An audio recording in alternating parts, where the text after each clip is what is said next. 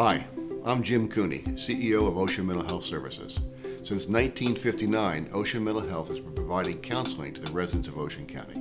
What was once a single office with just 2 counselors has grown to an agency of over 380 staff, with 25 program sites including 4 outpatient offices, a school, several day treatment programs, and a multitude of outreach and community programs for adults, children, and families, more than 40 programs overall. One of our most innovative and effective programs is Ocean Academy, a small therapeutic school that offers educational services to students that need a more structured, nurturing environment to reach their academic and social goals. As part of the Ocean Mental Health Services program, we work collaboratively with students, their families, and school districts to provide support and services.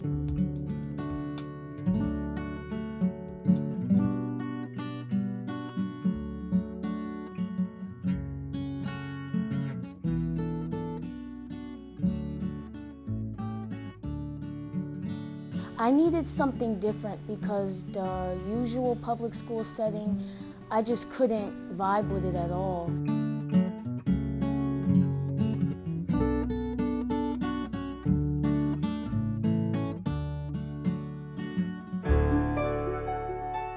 I love the staff here. They're very caring and they'll go out of their way just to do something for you, It's very motivational.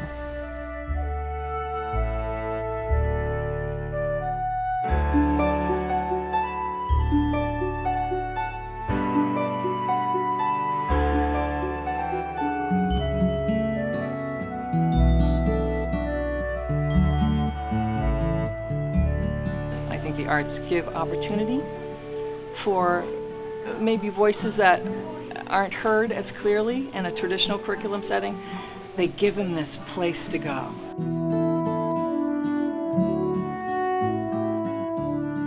The major difference between public school and Ocean Academy is that we are built around a family unit.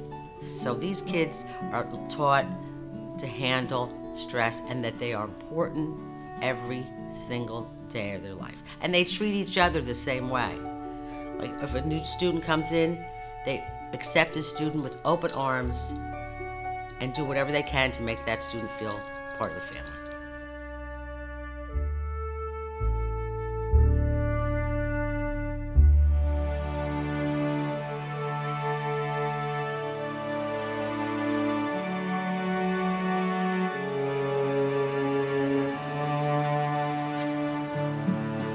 Hello, anybody home?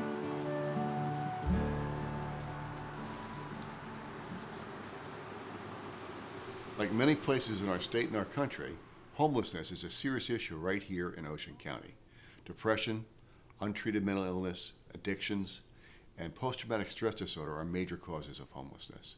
With our PATH services program, our caring staff can reach out to people who are homeless and who have a mental illness, and we can then help link them to resources within their community, to mental health treatment, and to adequate housing. It's not unusual. This area is mostly people that work, so they're usually not home during the day. Whatever they can get. Yeah, not regular work. I know the gentleman who was here had lost his job, was on unemployment. His unemployment ran out back in, and I think he's been out here since the beginning of the summer, if I'm not mistaken. He has no mental illness, no alcohol, no drug abuse. He's just out of work, and this is all he can afford, and he's doing, day type jobs, whatever he can get to get by.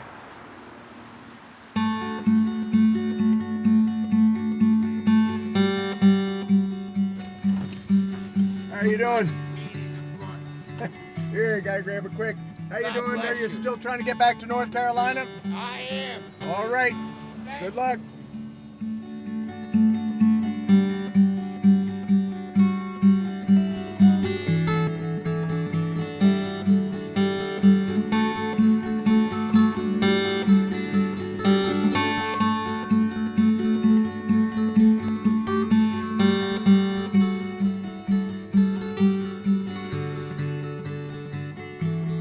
This is a typical outreach site in the woods where there's 3 tents in this area near the parkway and near the Toms River bus station. When we do outreach, we go out to places like this, engage with the people who are there, give them information and try to find out if they're appropriate for our services. I have the propane grill, which my fiance brought home for me the one day. I actually have pots and pans I can cook, but we have our pit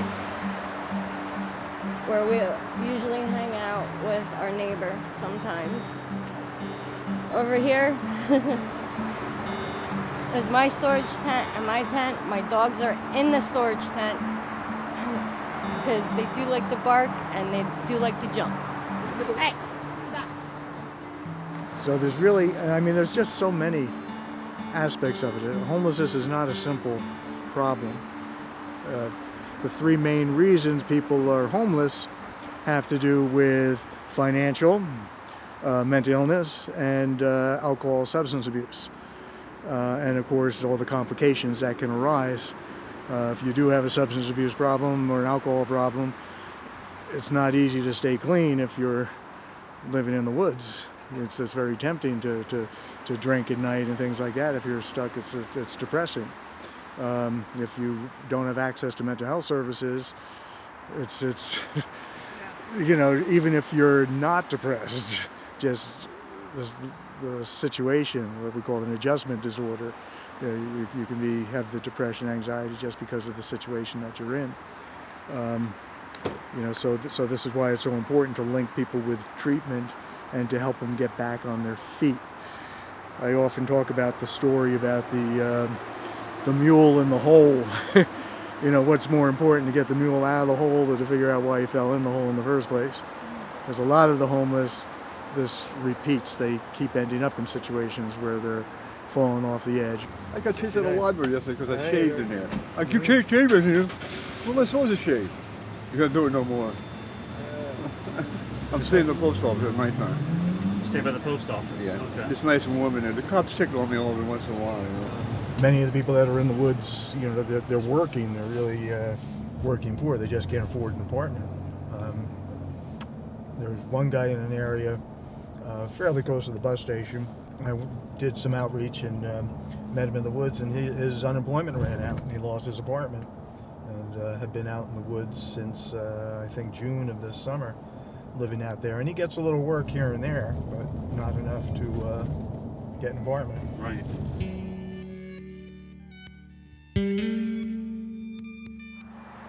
They're normal people just like you and me, and just circumstances happen where they fell off the edge. And that's the really sad part, was when they become invisible to society, or where people aren't there to help them with even, you know, the smallest thing. A big way that you could help a homeless person is to look them in the eye and say hello.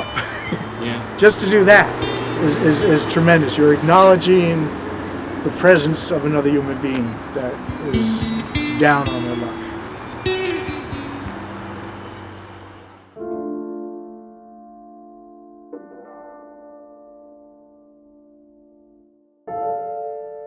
I always put everybody ahead of me, and then this is why I'm in this situation.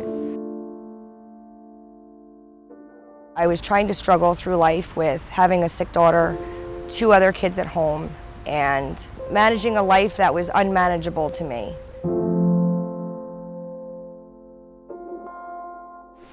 I was homeless.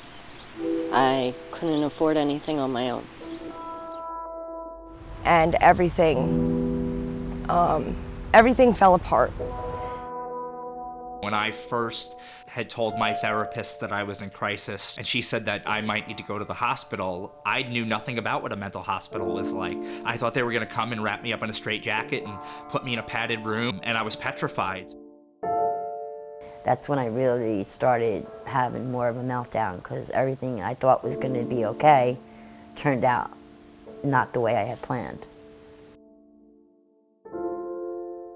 There's a lot of people out there that are like that. You know, they're always thinking about other people but themselves, when they really should start thinking about themselves. but I just never had the time to do it. I was just always going and going, you know. So I think there's some fear. I think there's fear of judgment. I've had so many people over the years tell me, man, this is gonna sound really stupid, or please don't think anything of me. And my response is either I've felt it, I've seen it, or I've said it, you know. When facing a mental health crisis, it's difficult to know where to turn. Ocean Crest was created to help people in crisis to overcome their moment of need and to link them to the ongoing services they require. We help people as they navigate that crisis and plan for their ongoing mental health needs. On a typical day, I would say we see between 25 to 35 individuals, whether they're walking in for services for the first time, they're already scheduled with an intake or medication appointment, or we're going out into the community and actually outreaching them at the residence or the location that they find is the most comfortable for them. A program like CREST is important because sometimes we feel, especially having a mental illness, that the only avenue is going to the hospital. And sometimes that's not the best option. A hospital's for stabilization, but I might not be at that level of crisis. Somebody might not be at that level of crisis. So it's very important is that because it gives us another option beyond hospitalization. It allows people to be able to work with somebody, but to get themselves well in maybe a home setting. And just doing everyday life and building those coping skills and having somebody that they can talk to on a regular basis and then get the longer term services that they really need to keep that stabilization in their recovery. When someone goes into the emergency room, if they don't have insurance or they have limited health coverage, one, it can be extremely expensive for them, and it might not be the level of care that they need. An emergency room is very based off of safety. By coming to CREST, it's a rapid service of an assessment. We have a living room model based for our waiting area, so it's there's coffee while you're waiting. It's more of a friendlier atmosphere, and you can get services just as fast, if not faster. Somebody had mentioned to me about CREST that you can go there and they help you out. They have groups and they help you out with any kind of situation you had, because I was looking for an avenues to help me out with my illness. We are a walk-in service, so 7 days a week we're open. Individuals over the age of 18, they can walk in for a brief assessment to see if our program can meet their needs. And what we do is then link them up with longer term services. If they need assistance with medication, we have a prescriber on staff. If they need that intensive support in the community, we go out and see them into their homes or anywhere in the community they're comfortable being seen, and then we make sure they have the resources that meet their needs and link them to that long-term treatment. My main thing with my illness was I was afraid to go to the mailbox. I was afraid of something happening because I'm so used to something happening, and I thought maybe if I ignored it, it would go away, but it didn't. It made things worse. So oftentimes still, mental health has such a stigma attached to it. Like, I don't want to reach out for help because people are going to judge me, or, there's something wrong with me, but really, we're all just people. Everyone's one scenario away from potentially having a mental health crisis. Just building those resources and the tools to be able to manage. So what I think the community should know about CREST is that we're here. Like I said before, we've been here since 2011, and there's oftentimes people come in for the first time saying, I never knew you were here. I wish I knew you were here. I would have told so-and-so, or I would have reached out sooner. Because I think, especially when you can say that and somebody then supports you, that's all the freedom in the world, If I choose to disclose, that's because I feel comfortable with you, and that's because I'm not ashamed of what my illness is. So yeah, I think the wall definitely comes down when somebody can actually share, and regardless of what the response is, feel like, I did the right thing. I did the right thing for me. This is going to give me peace about going further in my recovery. So yeah, I think there's a lot of peace that comes with just coming and accepting that this is something that you have, not something that you are.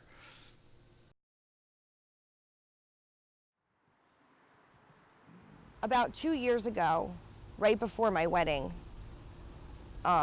we went out. I started drinking that night, and I got to the point where I blacked out. And I think I liked that feeling, like I didn't remember anything, so nothing really happened. I was overweight as a child. You know, everybody used to make fun of me.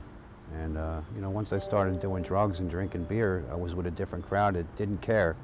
You know, it made me feel comfortable. In April, I got myself to the point like that so badly that I almost killed myself during a blackout. But once I started doing opiates, it changed my life for the worst. You know, once I exhausted every avenue with pain management and doctors, you know, I discovered heroin, and it was a lot cheaper, but it was a nightmare. You know, I've lost everything that I've ever worked for twice. If I hadn't done this program and used these tools in my life and gone to the AA programs that I was supposed to go to, I don't think I'd be here. I really don't. I don't know if I would have blacked out and gotten into a car and crashed it, or if I would have gotten into the car with my kids and I have no idea where I'd be, but it was getting really bad. It was getting completely out of hand, and this program absolutely saved my life. It absolutely saved my life. It saved my marriage. It saved my family. You know, I know you feel hopeless, but you can beat it. You really can. You know, it's a mindset. And going to Ocean Mental Health is, you know, it makes me stronger.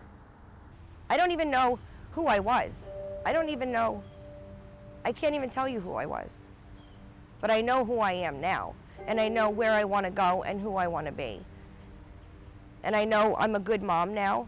I can't change the things that I did, but I know that I can change what I do. And I know who I am, and I know where I'm going, and I'm not going back.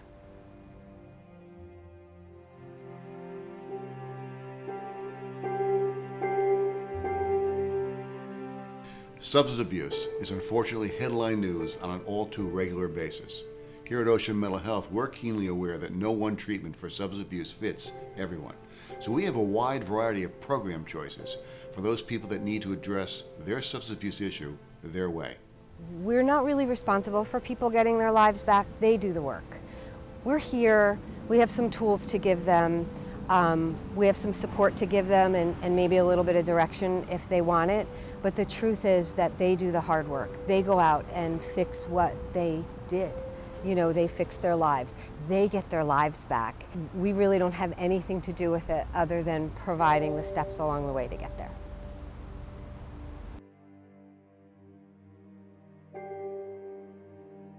All too often, our local police departments face some very tough mental health problems in the course of their busy days. That was one of the ideas behind our newest program, On Point.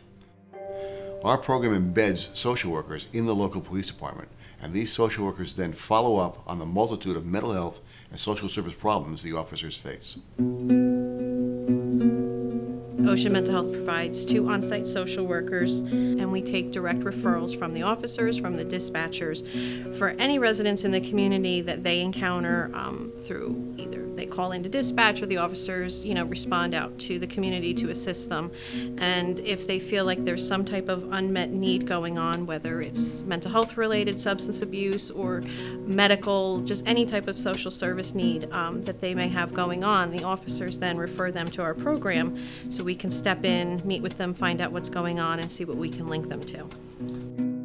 Initially, I was interested in the program because I had the idea that it would probably save the officers a great deal of time. That would free them up to do other things, other duties and responsibilities that they had. And then when you marry together the fact that we'd be able to help people and reduce the unmet needs of the community, it just seemed like a perfect fit. You consider what our officers do, and they are at the front end of so many crises in our community, and many of those, they're not a moment that they can walk away from. It's an issue that is ongoing. It can be addiction or homelessness or any number of kinds of crises that need ongoing help. And now to pair them up with social workers that can help with those ongoing needs, I've spoken to some officers in Stafford, and they are thrilled about it. It gives them a feeling like they can really help people. It takes a burden off of them that they can then move on to other immediate needs.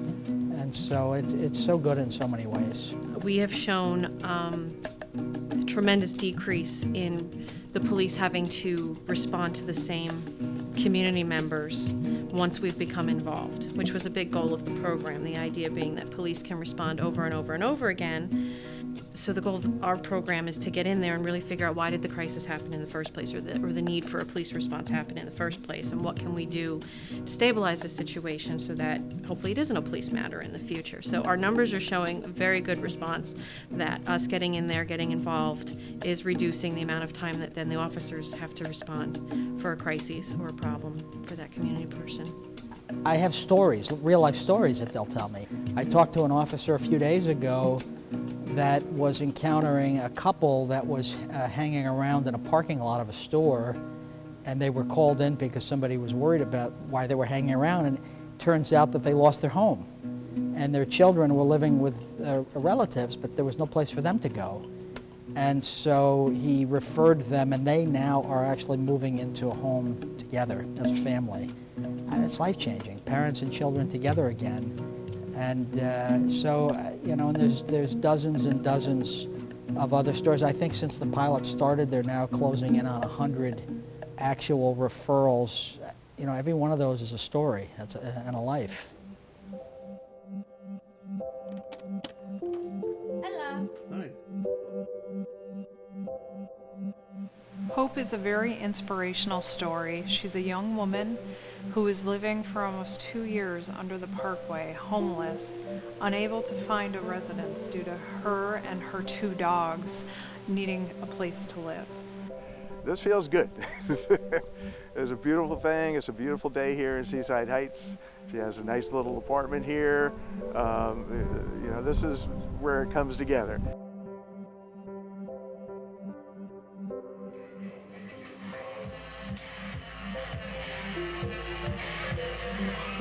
Dance is important to me because it's my only way of expression. It's my main way that I get to express myself and my feelings, and I just put it into something positive, and that's dance for me. Well, someone like Alicia wasn't ever able to afford dance classes. So through the Ocean Cares Foundation, they were able to pay for her dance classes, and again, helped with her confidence, boosted her self-esteem, and gave her pride in being able to learn new skills in something that she is deeply passionate about.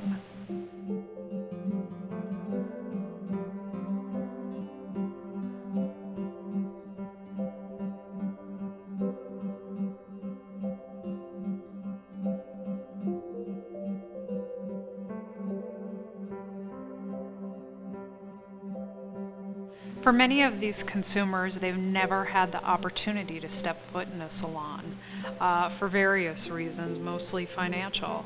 They've never had the opportunity to have a girls' day out, so this provided them with that camaraderie of being in a salon with their peers, obtaining this makeover. It provided them with the confidence and self-esteem building that they've never experienced before, and they were so grateful for this opportunity that was given to them by the Ocean Cares Foundation. Community support has always been important to the success of Ocean Mental Health Services. This is most evident in the work of the Ocean Cares Foundation. The all-volunteer Board of Trustees helps support the mission, vision, and programs of Ocean Mental Health through building community awareness, facilitating community support, promoting diversity of services, and embracing innovation. The Ocean Cares Foundation is the special events and fundraising arm of Ocean Mental Health Services.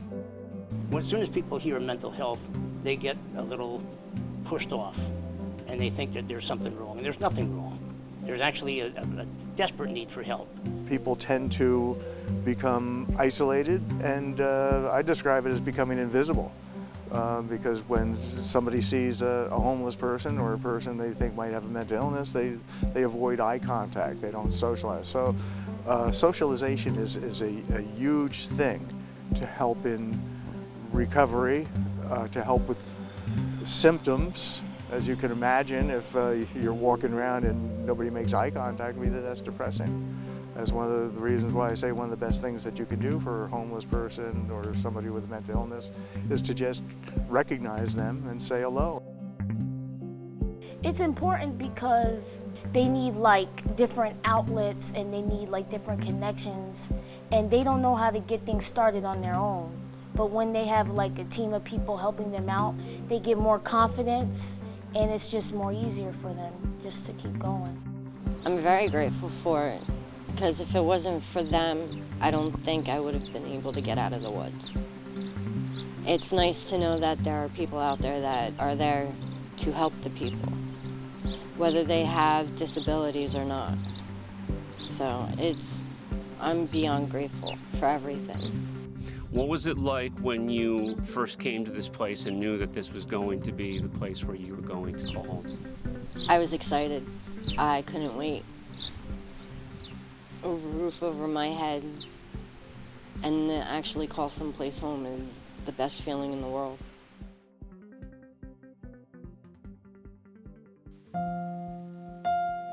The Ocean Mental Health Services mission is to offer a comprehensive continuum of behavioral health, substance-free living, and integrated healthcare services which promote full participation in community life. We live this mission every day as we address the mental health needs of the residents of Ocean County. We provide the support and guidance individuals need as they dedicate themselves to wellness and recovery. At Ocean Mental Health, we understand that excellence doesn't only come from mastery of knowledge, but also from compassion, dedication, and respect. Understanding each person's individual needs is our first step towards excellence. We live by our motto, building better tomorrows, one life at a time.